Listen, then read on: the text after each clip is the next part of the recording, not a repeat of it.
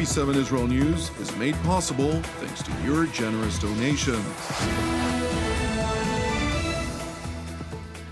Shalom and good evening. This is TV7 Israel News broadcast to you from Jerusalem.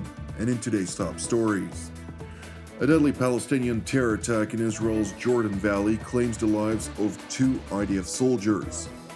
Israeli Foreign Minister Gideon Sa'ar stresses that Iran's multi-front war versus the Jewish state demonstrates to everyone that Israel is a pillar of strength and stability in a very dangerous and unstable region.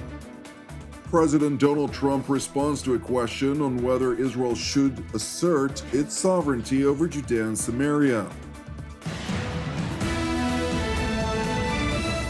A deadly terror attack plagued Israel's Jordan Valley when an armed Palestinian operative opened fire toward IDF troops, killing 2 and wounding several others. According to an initial probe, the terror operative opened fire toward IDF troops changing guard at approximately 6 a.m. this morning near the Palestinian village of Taysir, which is situated roughly 22 kilometers northeast from the terror-ridden city of Nablus. This morning, we experienced a difficult encounter here at the Taysir checkpoint, located behind me, in which soldiers fell and others were wounded. From here, I want to extend my condolences to the bereaved families and wishes for a swift recovery to the wounded. We will learn the lessons from this incident and we will become better. Terrorism is defeated through offense.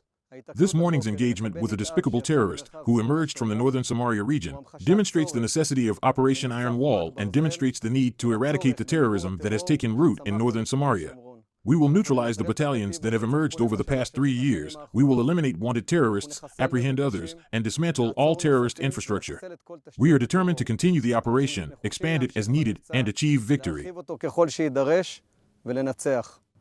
Meanwhile, in the capital of Moldova, Chisinau, Israeli Foreign Minister Gideon Sa'ar, during a joint press conference with his Moldovan counterpart Mihai Popsoi, made reference to this morning's terror attack, while stressing further that Israel prevailed in the Iran-led war against it.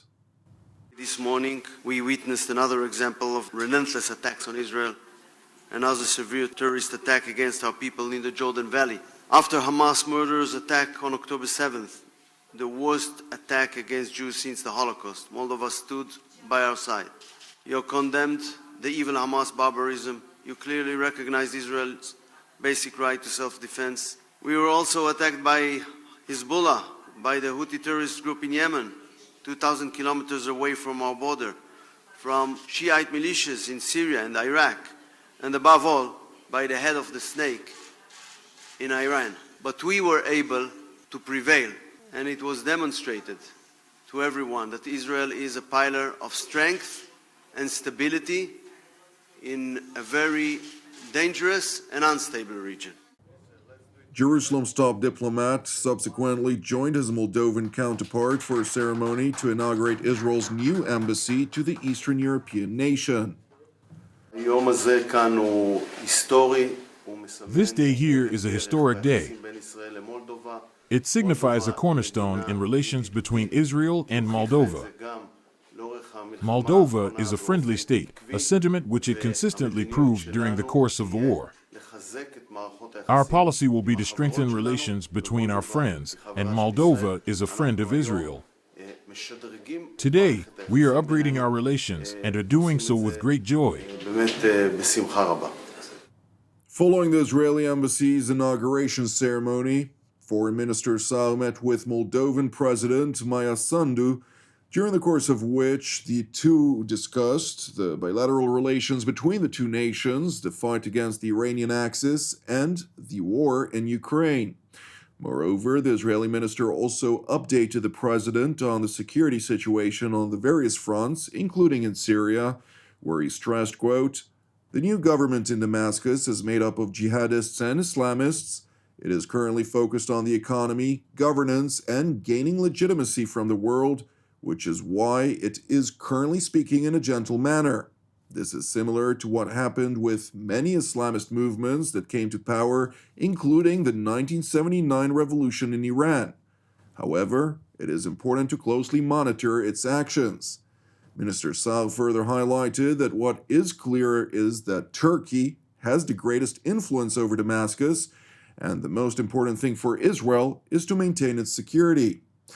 It is important to note that for Turkey, as was repeatedly articulated by its leadership in Ankara, is the deep-rooted concern regarding the Kurdish PKK elements in northeastern Syria, which it seeks to eradicate. However, to realize Turkey's aspiration, the United States, which is allied with the predominantly Kurdish Syrian Democratic Forces, would have to withdraw from Syria. Another important issue for Turkey and Syria is that in the fight against terrorism, just as the fight against ISIS, the fight against the Kurdish PKK and YPG should continue at the same time.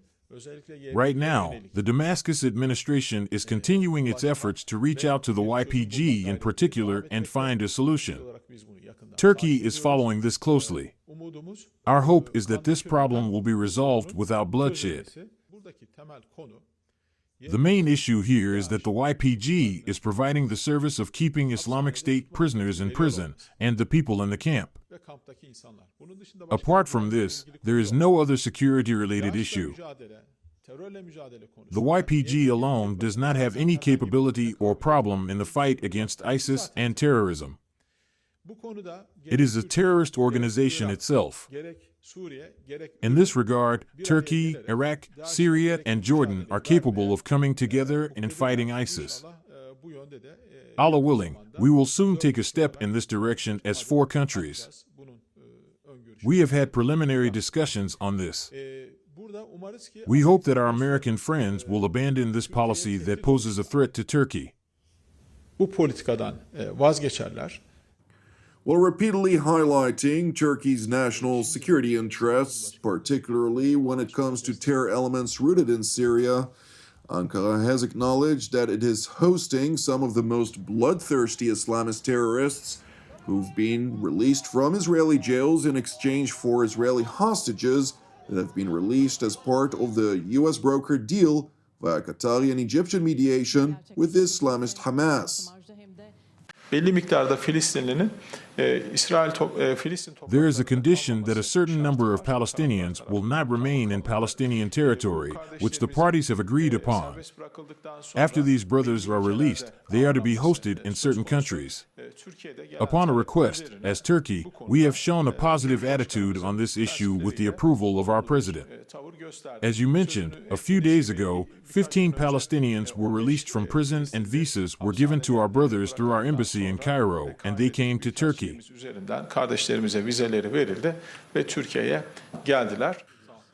Meanwhile, amid growing opposition to President Donald Trump's proposal to transfer Palestinians from the Gaza Strip to neighboring Egypt and Jordan, the 2 Arab countries are proactively pushing back against it, seeking political support from the Gulf Cooperation Council and Arab League, and staging a number of public protests. Meanwhile, in the Hamas-dominant neighborhoods of Gaza, where the Islamist terror group remains in control of the flow of humanitarian goods, Palestinian residents of the enclave are being approached to provide statements against the American president's proposal. We completely refuse to be displaced from Palestine. Palestine is our land, our country, the land of our ancestors, and the land of our children, Allah willing. We reject this idea. I call on any Arab or foreign country to receive any Palestinian citizen. This is our land, and we are staying here, and we will remain here, Allah willing. The U.S. president's call for the displacement of the entire Gaza Strip is completely rejected. It is impossible. Neither he nor all the countries combined can force us out. We are willing to die in Gaza. Many of us have already died, and we will remain here. We will stay in Gaza no matter what. Even if they bomb us from the air or try to bury us underground, it is absolutely impossible for us to leave the Gaza Strip. We were born here, and we will die here. That is the final word. Meanwhile, in Washington, President Donald Trump is scheduled to host Prime Minister Benjamin Netanyahu after midnight Israel time, during the course of which matters related to Iran, Lebanon, Syria, Yemen, and the Palestinians will be discussed.